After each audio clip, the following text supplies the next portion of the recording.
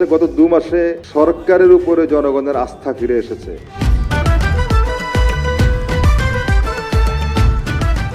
বাংলাদেশে জনগণ যেভাবে সরকারকে অবিশ্বাস করা শুরু করেছিল, নেতা মন্ত্রীদেরকে অবিশ্বাস করা শুরু করেছিল, আমাদের কাছে মনে হয়েছে গত 2 মাসে সরকারের উপরে জনগণের আস্থা ফিরে এসেছে। বিশেষ করে আমরা দেখেছি মাননীয় প্রধানমন্ত্রী জনাব তারেক রহমানের উপরে জনগণের আস্থা ফিরে এসেছে।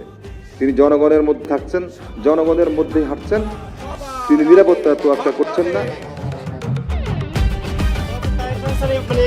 প্রধানমন্ত্রী একদম স্বাভাবিকভাবে যাচ্ছে, এই যে ট্রাফিক সিগন্যাল থাকে ঠিক এভাবেই যাচ্ছে।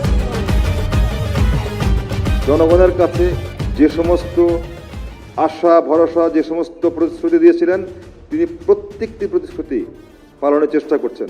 এবং আমার কাছে মনে হয়েছে আমাদের এই 60 দিনের সবচেয়ে বড় অর্জন, বাংলাদেশের জনগণ তারেক রহমানকে বিশ্বাস করেছে, তারেক রহমান বাংলাদেশের জনগণকে বিশ্বাস করেছে। সোশ্যাল মিডিয়ার মাধ্যমে ছড়িয়ে পড়া সকল তথ্য যেমন মিথ্যা কিংবা প্রোপাগান্ডা হিসেবে উপেক্ষা করার সুযোগ নেই, আবার সকল তথ্য যাচাই বাছাই ছাড়া বিশ্বাস করারও কোনো কারণ নেই। কৃত্রিম বুদ্ধিমত্তা বা এআই দিয়েও অনেক মিথ্যাকে সত্যির মতো করে ছড়িয়ে দিয়ে জনগণকে বিভ্রান্ত করার অপচেষ্টা অব্যাহত রয়েছে। আমরা আশা করি জনগণকে তথ্য জানার সুযোগ অব্যাহত রাখলে জনগণ বিভ্রান্ত হবে না। অপতথ্য কিংবা মিথ্যা তথ্য দিয়ে জনগণকে কিছু সময়ের জন্য বিভ্রান্ত করা সম্ভব হলেও শেষ পর্যন্ত জনগণের কাছে সঠিক তথ্যটি পৌঁছে যাবে। সুতরাং মূলধারার গণমাধ্যম দায়িত্বশীলতার সঙ্গে জনগণের সামনে নিজেদের ক্রেডিবিলিটি প্রতিষ্ঠা করতে পারলে সোশ্যাল মিডিয়ার সত্য মিথ্যা যাচাই জনগণের জন্য সহজ হয়ে যাবে।